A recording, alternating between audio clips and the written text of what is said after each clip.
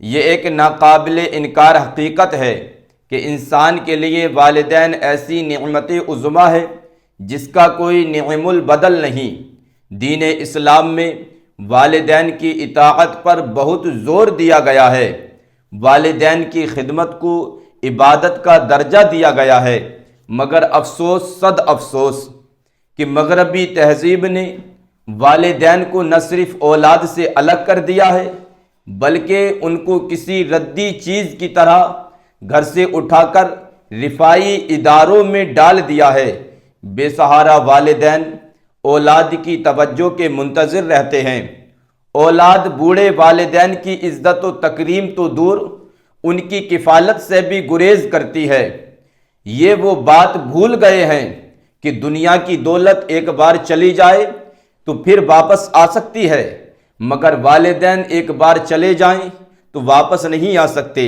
جائیداد چھن جائے تو واپس مل سکتی ہے، مگر والدین نہیں مل سکتے۔ کاروبار تباہ ہو جائے تو دوبارہ مل سکتا ہے، مگر والدین نہیں مل سکتے۔ دنیا میں ہر چیز کا نعم البدل ہے سوائے والدین کے، کیونکہ والدین اللہ کا ایسا انعام ہے جس کی مثال دنیا میں نہیں ملتی۔ حضرت ابو امامہ رضی اللہ تعالیٰ عنہ روایت کرتے ہیں کہ ایک آدمی آیا اور اس نے عرض کیا، یا رسول اللہ صلی اللہ تعالیٰ علیہ وسلم، والدین کا اپنی اولاد پر کتنا حق ہے؟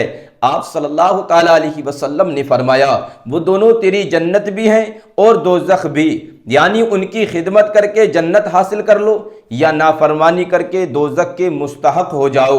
حدیث مبارکہ کے الفاظ سے یہ بات واضح ہو رہی ہے کہ والدین کی خدمت کرنے والا جنت کا حقدار بنتا ہے اور والدین کی خدمت ترک کرنے والا دوزخ کا حقدار بنتا ہے۔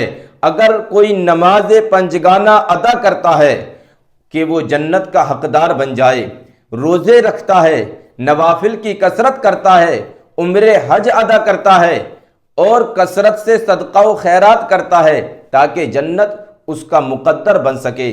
اگر ان اعمال کا عامل اپنے والدین کا گستاخ و بے ادب ہوگا، ان کی خدمت سے گریز کرے گا، ان کی تعظیم و تکریم نہیں کرے گا، تو یہ اعمال اس کے کسی کام نہیں آئیں گے، کیونکہ ماں باپ کے ساتھ گستاخی کرنے والے کی ہر عبادت غیر مقبول ہوتی ہے اور اسے دوزخ میں دھکیل دیا جائے گا۔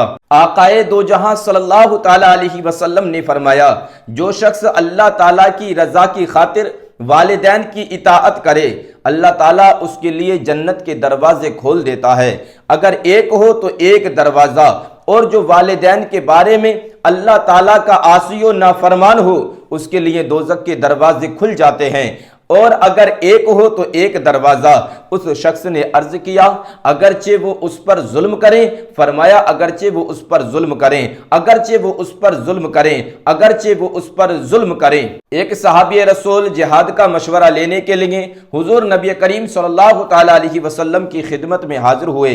حضور نبی اکرم صلی اللہ تعالیٰ علیہ وسلم نے فرمایا، کیا تمہارے ماں باپ زندہ ہیں؟ انہوں نے عرض کیا، جی ہاں زندہ ہیں۔ آپ صلی اللہ تعالیٰ علیہ وسلم نے فرمایا، انہی کے ساتھ رہو کہ جنت ان کے پاؤں تلے ہے۔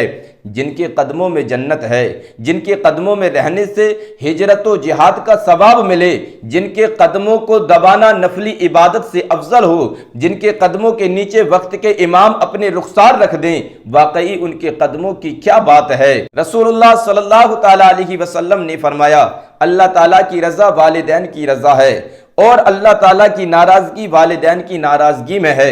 والدین کو راحت و شفقت کی نظر سے دیکھیں، غضب آلود نظروں سے دیکھنا حرام ہے۔ والدین کے چہرے کو بنظر رحمت دیکھنا حج و عمرہ کا درجہ رکھتا ہے۔ حدیث شریف میں ہے، النظر الی الکعبۃ عبادۃ، کعبہ شریف کی زیارت عبادت ہے، والنظر الی وجہ الوالدین عبادۃ، ماں باپ کے چہرے کی زیارت عبادت ہے، والنظر فی کتاب اللہ عبادۃ، قرآن مجید کی زیارت عبادت ہے۔ جب والدین کی طرف دیکھنا عبادت ہے تو ان کی خدمت کرنا، ان کے ساتھ حسن سلوک کرنا اور انہیں خوش رکھنا کیا مقام اور کتنا درجہ رکھتا ہوگا۔ ایک شخص نے حضور نبی اکرم صلی اللہ تعالی علیہ وسلم کی خدمت میں حاضر ہو کر عرض کیا، میں آپ سے جہاد اور ہجرت کی بیعت کرنا چاہتا ہوں، اللہ تعالیٰ سے اجر و ثواب چاہتا ہوں۔